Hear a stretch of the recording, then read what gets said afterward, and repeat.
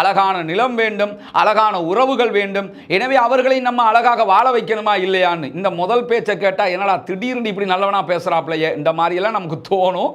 இப்படி பேசி முடித்து விட்டு தொடர்ந்து பேச ஆரம்பிக்கிறவர் அடுத்ததாக என்ன சொல்றாருன்னு கேட்டா, காசாவை அமெரிக்கா சொந்தமாக்கி கொள்ளும். உடனடியாக சுட சுட சவுதி அரேபியா பதிலளித்தது. அதுதான் இங்க இருக்கக்கூடிய ஹைலைட்டடான விஷயமாக இருக்கிறது.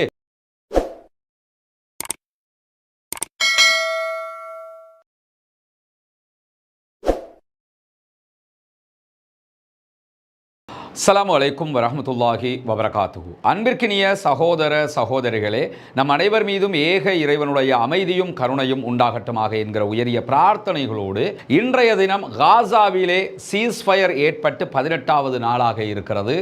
இஸ்ரேலிய பிரதமர் பெஞ்சமின் நெதன்யாஹுக்கும் அமெரிக்க அதிபர் டொனால்ட் ட்ரம்புக்கும் இடையிலான மிக முக்கியமான கலந்துரையாடல் நடைபெற்று முடிந்திருக்கிறது.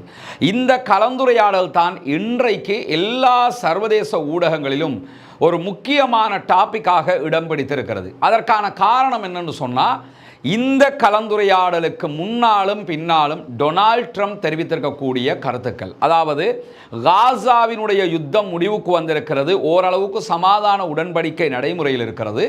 இந்த நேரத்தில் இதற்கு பிறகு காசாவின் நிலை என்ன என்கிற ஒரு முக்கியமான கேள்வி நமக்கு முன்னால் இருக்கிற நேரத்தில் தான் இந்த சந்திப்பு நடைபெற்று முடிந்தது. இந்த சந்திப்புக்காக இஸ்ரேலிய பிரதமர் பெஞ்சமின் நெதன்யாஹு அமெரிக்கா சென்றிருந்தார். ஐசிசி என்கிற இன்டர்நேஷனல் கிரிமினல் கோர்ட்டில் இருந்து அவருக்கு அரெஸ்ட் வாரண்ட் கொடுக்கப்பட்டதற்கு பிறகு அவர் முதலாக சென்று ஒரு ஜனாதிபதியை சந்திக்கக்கூடிய தருணமாக இந்த தருணம் தான் ஆகி இருந்தது. அவருடைய சந்திப்புக்கு முன்னால் டொனால்ட் ட்ரம்ப் சில முக்கியமான ஆவணங்களில் கையெழுத்திட்டிருக்கிறார். அந்த சந்திப்புக்கு முன்பதாக ஒரு பத்திரிகையாளர் சந்திப்பையும் நடத்தி இருந்தார். பிற்பாடு அவர் நெதன்யாஹுவை சந்தித்து பேசினார். சந்தித்து பேசியதற்கு பிறகு இரண்டு பேரும் சேர்ந்து ஒரு பத்திரிகையாளர் சந்திப்பையும் நடத்தி இருக்கிறார்கள். இதையெல்லாம் ஏன் ஆரம்பத்தில் நான் சொல்றேன்னு சொன்னா, நம்ம தொடர்ந்து சொல்லி வர்ற ஒரு செய்தி தான், டொனால்ட் ட்ரம்பை பொறுத்தவரையில் அவரை நாம எக்ஸ்பெக்ட் பண்ண முடியாத ஒரு நபராக இருக்கிறார். எப்படி என்று தீர்மானிக்க முடியாத நபர். குறிப்பாக நேற்று ஒருவர் ஒன்றை சொல்லி இன்றைக்கு அதை மாற்றி பேசுவதையெல்லாம் நம்ம பார்க்கலாம். ஆனால் ஒரே நேரத்தில் ஒன்றை சொல்லி அடுத்த கணம் மாற்றி பேசக்கூடிய ஆக்கள் உலகத்தில் கொஞ்சம் பேரை தான் பார்க்கலாம். ஹெச் ராஜா மாதிரி தமிழ்நாட்டில் ஒருத்தரை பார்க்கலாம், இங்கே விமல் வீரவன்ச மாதிரி ஒருத்தரை பார்க்கலாம். இப்படி அங்கங்கே இப்படியான ஆக்கள் இருப்பாங்க. அதில் இப்போ ரொம்ப முன்னிலையில் இருக்கக்கூடியவர் டொனால்ட் ட்ரம்ப் என்பதற்கு இன்றைய இந்த சந்திப்பே மிக முக்கியமான ஒரு சாட்சி ஆதாரமாக மாறி இருக்கிறது. இது எதுக்காக நான் சொல்ல வர்றேன்னு சொன்னால், டொனால்ட் ட்ரம்பினுடைய கடந்த கால நடவடிக்கைகள், அவர் ஏற்கனவே 2017 இருந்து ஆட்சியில் இருக்கும்போது ஜெருசலத்தை தலைநகரமாக இஸ்ரேலுக்காக அறிவித்திருந்தார். அதே போன்று கோலான் குன்றுகளில் இஸ்ரேல் கைப்பற்றியிருந்த பகுதிகள் எல்லாம் இஸ்ரேல் தான் என்று சொல்லி ஒப்புதல் வழங்கியிருந்தார். இப்படியான வேலைகளெல்லாம் அவர் செஞ்சிருந்தார். இன்னைக்கு அதை பெருமையாக வேற அவர் சொல்லி இருக்கிறார். அது மட்டுமல்லாமல் இன்றைக்கு பெஞ்சமின் நெதன்யாஹுடனான சந்திப்புக்கு முன்பதாக அவர் சில முக்கியமான கோப்புகளில் கையெழுத்திட்டிருந்தார். அதிலே ஈரானுக்கு எதிரான தடைகளும் இருக்கிறது. அது தனியாக நம்ம பார்க்க இருக்கிறோம். என்ன அவர் அதில் சொல்லி இருக்கிறாரு, என்ன மாதிரி தடைகளை அவர் கொண்டு வர போறாருங்கிறது. ஆனாலும் இந்த சந்திப்பு ஆரம்பிப்பதற்கு முன்பதாக இந்த ஃபைல்கள் எல்லாம் அவர் கையெழுத்து போட்டுட்டு அடுத்ததாக செய்த ஒரு காரியம் என்னன்னு சொன்னா, ஊடகங்களுக்கு பேசியதுதான். அந்த ஊடகங்களுக்கு பேசிய பேச்சில் என்ன சொல்றாருன்னு சொன்னா, காசாவில் இருக்கக்கூடிய மக்கள் கண்டிப்பாக காசாவை விட்டு வெளியேற்றப்பட வேண்டும். ஏன்னா காசாங்கிறது இடிஞ்சு விழுந்த ஒரு பூமியாக இருக்குது. அங்க எந்த சிங்கிள் கட்டடம் கூட கிடையாது. இருக்கிற கட்டடங்கள் இன்னைக்கு நாளைக்கு உடைஞ்சு விழுந்துற மாதிரி இருக்குது. அந்த மக்கள் எல்லாம் ரொம்ப பாவம். எனவே அந்த மக்களுக்கு நாங்க எகிப்திலேயோ அல்லது ஜோர்தான்லேயோ இடம் கொடுக்கிறதுக்கு பேசிக்கிட்டு இருக்கிறோம்.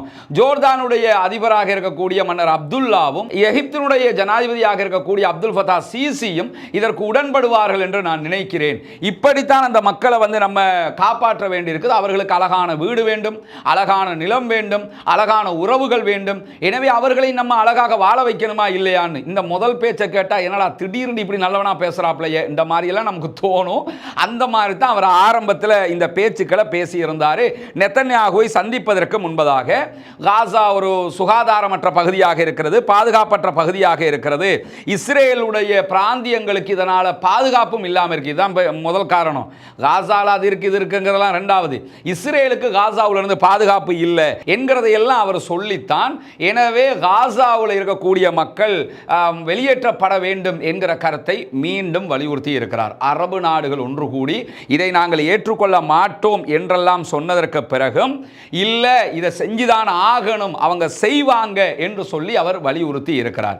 இந்த நேரத்தில் பத்திரிகையாளர்கள் என்ன கேட்டாங்கன்னு சொன்னா, காசாவில் இருக்கக்கூடிய மக்களை அகற்றியதற்கு பிறகு காசாவை இஸ்ரேல் கைப்பற்றுவதை நீங்கள் ஏற்றுக்கொள்வீர்களான்னா அதெல்லாம் நடக்காது, அப்படியெல்லாம் அவங்க செய்ய மாட்டாங்க அப்படின்னு சொல்லி சமாளிஃபிகேஷன் பேச்சொன்ன அந்த இடத்துல அவர் பேசியிருந்தார்.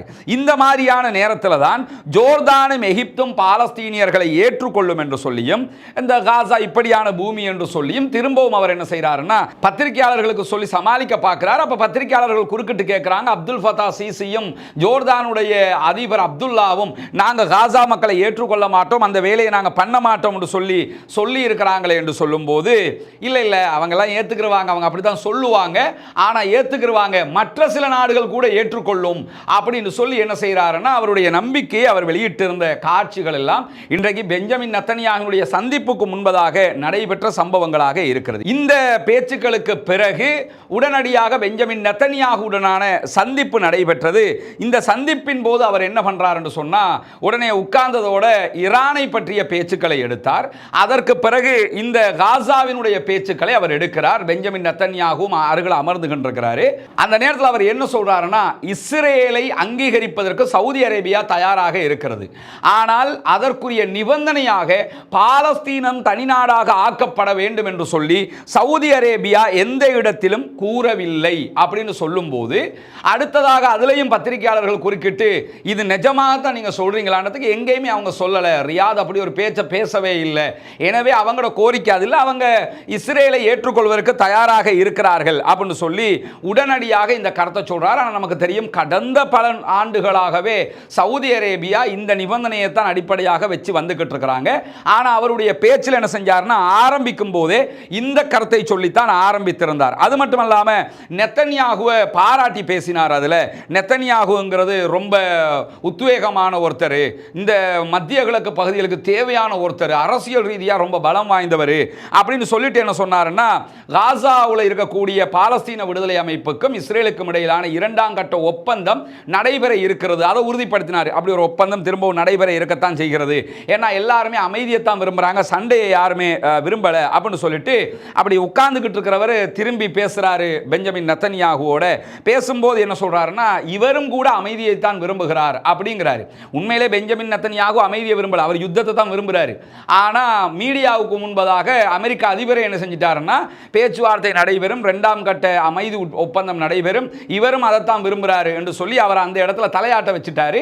அது ஒரு நல்ல காரியமாக இந்த விவகாரத்தில் நடந்து முடிந்தது. அதை தொடர்ந்து அவர் பேசும்போது என்ன சொல்றாருன்னா, நாங்க சிக்கலான ஒரு சூழ்நிலையில் இருக்கிறோம், சிக்கலான மக்களை நாங்கள் கையாண்டு கொண்டிருக்கிறோம் அப்படின்னு சொல்லிட்டு இஸ்ரேலுடைய சரியான தலைவர் எங்களுக்கு கிடைத்திருக்கிறார். பெஞ்சமின் நெத்தன்யாகுங்கிறவர் சூப்பரான தலைவர், அவர் மிகச்சிறந்த ஒரு காரியத்தை பார்த்தாரு, நாங்கள் நீண்ட காலமாக ரெண்டு பேருமே நண்பர்களாக இருக்கிறோம் என்றெல்லாம் பேசிக்கிட்டு தான் நாங்கள் கோலான் குன்றுகளை இவங்களுக்கு அனுமதி கொடுத்தேன், ஜெருசலத்தை தலைநகரமாக்கி கொடுத்தேன், பெருமைகளை எல்லாம் என்ன செஞ்சாருன்னு கேட்டால் பேசிட்டு, ஜெருசலத்தில் இருக்கக்கூடிய அமெரிக்க தூதுவராலயம் என்னுடைய காலத்தில் அமைக்கப்பட்டு அது ஜெருசலம் கற்களை கொண்டே அமைக்கப்பட்டது என்கிற ஒரு வார்த்தையும் கூட என்ன செஞ்சாருன்னு கேட்டால் சேர்த்து அதிலே அவர் பேசியிருந்த காட்சிகளை நம்ம காண முடிந்தது. இப்படி பேசி முடித்து விட்டு தொடர்ந்து பேச ஆரம்பிக்கிறவர் அடுத்ததாக என்ன சொல்றாருன்னு கேட்டா, காசாவை அமெரிக்கா சொந்தமாக்கி கொள்ளும், அமெரிக்கா தான் காசாவை கண்ட்ரோல் பண்ண போறாங்க. நமக்கு தெரியும், இதுக்கு முன்னாடி ஈராக்க காலனித்துவத்தின் கீழ் வைத்திருந்தார்கள், ஆப்கானிஸ்தானை கொஞ்ச காலத்தில் வச்சிருந்தாங்க. அது மாதிரி என்ன பண்றாருன்னு கேட்டா, நாங்க தான் காசாவை கண்ட்ரோல் பண்ண போறோம், அமெரிக்கா காசா பகுதியை கையகப்படுத்தும், அதை நாங்க செஞ்சே தீருவோம் அப்படின்னு சொல்லி என்ன பண்றாருன்னு கேட்டா, நெத்தன்யாகுவை வைத்துக்கொண்டு அந்த இடத்துல அவர் பேசினது மட்டுமல்லாம, அங்க இருக்கக்கூடிய வெடிக்காத குண்டுகள் இருக்கிறது, அதெல்லாம் நாங்க செயலிழக்க செய்வோம், அங்க இருக்கக்கூடிய ஆபத்தான நிலைகளை எல்லாம் நாங்க நீக்குவோம், அதே போன்று மற்ற ஆயுதங்கள் எல்லாவற்றையுமே இல்லாமலாக்குவோம், அந்த பூமியை சுத்தப்படுத்துவோம், காசாவினுடைய பூமியை சுத்தப்படுத்துவோம், அழிக்கப்பட்ட கட்டிடங்களை அகற்றுவோம், அதை சமப்படுத்துவோம் என்றெல்லாம் என்ன பண்றாருன்னு சொன்னா சொல்லிட்டு, அந்த பகுதியைச் சேர்ந்த மக்களுக்கு வீடு வசதிகளை செஞ்சு கொடுப்போம், அதை வெளியேற்றிட்டு எங்க எகிப்திலையும் ஜோர்தான்லையும் இந்த மாதிரியான விஷயங்கள் எல்லாம் நாங்கள் செஞ்சு கொடுப்போம் என்று சொல்லி தொடர்ந்து என்ன பேசுறாருன்னு சொன்னா, அவர் தன்னுடைய கருத்து கருத்துக்களை சொல்லி இருந்தார். இவர்கள் என்ன நம்ம கவனிக்கணும்னு சொன்னா, அடுத்ததாக நெத்தனியாகு பேசும்போது என்ன சொல்றாருன்னா, நாங்க காசாவுக்குள்ள யுத்தத்தினுடைய அனைத்து இலக்குகளையும் அடைவதுதான் எங்களுடைய நோக்கம் அப்படிங்கிறாரு. சமாதானத்தை விரும்புறாரு என்று ட்ரம்ப் சொல்றாரு. ஆனா உடனடியாக நெத்தனியாகு அடுத்து பேசும்போது இல்ல அடுத்து யுத்தம் பண்ண வேணும்ங்கிற வார்த்தையையும் சொல்றாரு. சொன்னது மட்டுமல்லாம அனைத்து பணைய கைதிகளும் மீட்கப்பட வேண்டும், போர் இலக்குகள் அடையப்பட வேண்டும், அங்க இருக்கக்கூடிய பாலஸ்தீன போராளிகள் மொத்தமாக அழிக்கப்பட வேண்டும், இதுதான் எங்களுக்கு இருக்கக்கூடிய மிக முக்கியமான தேவையாக இருக்கிறது என்று ட்ரம்ப் கிட்ட சொல்லிட்டு, எங்களுடைய இஸ்ரேலுடைய வரலாற்றில் ரொம்ப முக்கியமான நண்பரே யாருன்னு சொன்னா ட்ரம்ப் தான் அப்படின்னு சொல்லி பாராட்டிட்டு சொல்றாரு. பைடன் நிர்வாகம் கடந்த யுத்தம் நடந்துகிட்டு இருக்கும் போது எங்களுக்கு தர வேண்டிய ஆயுதங்களை எல்லாம் நிறுத்திட்டாங்க, ஆனா நீங்க நிறுத்தாம எங்களுக்கு அதையெல்லாம் தந்தீங்க அப்படின்னு சொல்லி அவரையும் பாராட்டி முடிக்கிறார். பாராட்டி முடித்ததற்கு பிறகு இரண்டு பேரும் பத்திரிகையாளர் சந்திப்பிலே கலந்து கொண்டார்கள். அந்த பத்திரிகையாளர் சந்திப்பில் ட்ரம்ப் வந்து பேசும்போது என்ன சொல்றாருன்னா, காசாவில் இருக்கக்கூடிய மக்களை நாங்கள் வெளியேற்ற போகிறோம், காசாவை நாங்கள் கையகப்படுத்த போகிறோம் அப்படிங்கிறாரு. சொன்னதோடு அந்த மக்கள் என்ன அங்கே இருக்கக்கூடிய பத்திரிகையாளர்கள் என்ன கேட்குறாங்கன்னா, அப்போ காசா எதிர்காலத்தில் எப்படி இருக்கும் அப்படின்னு கேட்கும்போது, உலக மக்கள் வாழக்கூடிய பூமியாக இருக்கும், அது ஒரு சர்வதேச மக்கள் வாழக்கூடிய ஒரு பூமியாக இருக்கும், காசாவை சேர்ந்தவங்களும் அதில் வாழுவாங்க. இதைத்தான் நான் சொன்னேன். டொனால்ட் ட்ரம்ப் என்ன பேசுகிறாருங்கிறது ஒரு முடிவெடுத்து ஒரு அரச கொள்கையாக பேசுகிற விஷயம் அல்ல. அவராக பேசுவார். அந்த மாதிரி தான் என்ன பண்ணுறாருன்னு கேட்டால், சர்வதேச மக்கள் வாழக்கூடிய காசாவிலிருந்து எல்லாரையும் அனுப்பிடுவோம், இஸ்ரேலுக்கும் கொடுக்க மாட்டோம் அப்படிங்கிறாரு. காசாவை சரி செஞ்சு எடுப்போம்ங்கிறாரு. சரி செஞ்சு எடுத்துட்டு சர்வதேச நாடுகளுடைய மக்கள் வந்து அதில் வாழுவாங்க, குடியேறுவாங்க அப்படிங்கிறாரு. அதுக்குள்ளே காசாட மக்களும் இருப்பாங்கங்கிறாரு. இப்போ நீ என்ன வாப்பா சொல்ல வர்ற? இருப்பாங்களா இல்லையா? எல்லாம் கலந்து பேசிக்கிட்டு இருக்கிற மாதிரி என்ன பண்ணுறாருன்னு கேட்டால் அவர் பேசுகிறாரு. அது மட்டும் இல்லாமல் காசாவில் யாரெல்லாம் வசிக்கணும்னு நினைக்கிறாங்களோ அவங்கெல்லாம் வசிக்கலாம் காசா மக்களே. அதுதானே சொல்லிக்கிட்டு இருக்கிறாங்க, நாங்கள் அங்கே தான் இருக்கணுங்கிறாங்க. அப்போ எதுக்கு வெளியேற்றணும்? அவங்கள வச்சுக்கிட்டே துப்புரவு பண்ணி கொடுத்துடலாமா இல்லையா? அப்போ ஒன்றுக்கு பின் முரணாக அவர் பேசுகிறது மட்டுமல்லாமல் அதுலேயும் ஃபைனலாக முடிக்கும் போது என்ன பண்ணுறாருன்னா, ஜோர்தானுடைய மன்னரும் எகிப்தினுடைய ஜனாதிபதியும் காசா மக்களை எடுத்துக்கொள்வார்கள்ங்கிறாரு. இப்போ காசா மக்கள் அங்கே வாழுவாங்கங்கிறாரு, எடுத்துக்கொள்வாங்கங்கிறாரு, வெளியேற்றுவோம், சர்வதேச மக்கள் வந்து வாழ்வோம்ங்கிறார். இப்படி அவருடைய பேச்சு இன்றைக்கு மொத்தமான ஒரு குழப்பமான பேச்சாக இருந்ததுதான் பார்க்கிறவர்களையே ஒரு மாதிரியாக சிந்திக்க வைத்த ஒரு நிகழ்வாக இருந்தது. இதற்கு உடனடியாக அமெரிக்க வாழ் முஸ்லீம் அமைப்புகளுடைய தலைமையகம் பதிலடியை வழங்கி இருக்கிறது. டொனால்ட் ட்ரம்ப் நினைச்ச மாதிரி ஆடுவதற்கு விட முடியாது, இந்த மாதிரியான பேச்சுக்கள் அவர் நிறுத்தணும் அப்படின்னு சொல்லி கண்டிச்சிருக்கிறார். அதே நேரம் பாலஸ்தீன விடுதலை அமைப்பு உடனடியாக என்ன பண்றாங்கன்னா, ட்ரம்ப் இந்த குழப்பத்தை நிறுத்தணும், இந்த மாதிரியே தொடர்ந்து பேசிக் கொண்டிருக்க கூடாது, நேரடியாக எங்களோட பேச விருப்பம்னா நாங்கள் அவரோடு பேசுவதற்கு எனி டைம் தயாராக இருக்கிறோம். எங்களுடைய மக்கள் 15 மாதமாக யுத்தத்திற்கு மத்தியில் வாழ்ந்தார்களே தவிர இந்த இடத்தை விட்டு நாங்கள் போகல, எங்களுக்கு இந்த இடம் வேணும்ங்கிறதுனால தான் 62,000 பேர் கொல்லப்பட்ட நிலையில், ஷஹீதாக்கப்பட்ட நிலையில் இந்த மண்ணுக்காக நாங்கள் போராடிக்கிட்டு இருக்கிறோம். எனவே எங்களை வெளியேற்றணும்னு நினைக்கிறதெல்லாம் கற்பனையிலேயும் நடக்காத ஒரு விஷயம். இஸ்ரேல் ராணுவம் வந்து பட்டது போது நீங்களும் வந்து பட போறீங்களாங்கிற விதமாக இன்றைக்கு பாலஸ்தீன விடுதலை அமைப்பை சேர்ந்தவர்கள் பதிலளித்திருக்கக்கூடிய காட்சிகளும் வெளியாகி இருக்கிற அதே நேரத்தில் உடனடியாக சுட சுட சவுதி அரேபியா பதிலளித்தது. அதுதான் இங்க இருக்கக்கூடிய ஹைலைட்டடான விஷயமாக இருக்கிறது.